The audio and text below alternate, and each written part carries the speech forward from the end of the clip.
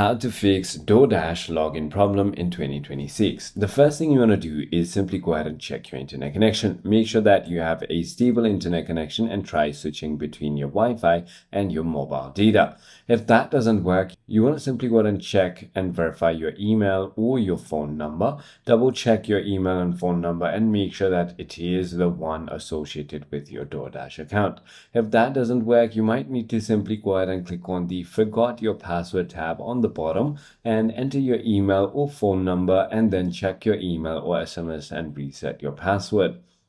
If you're on an Android device, you can simply go to Settings, Apps, DoorDash, and Storage, and simply go ahead and click on Clear Cache.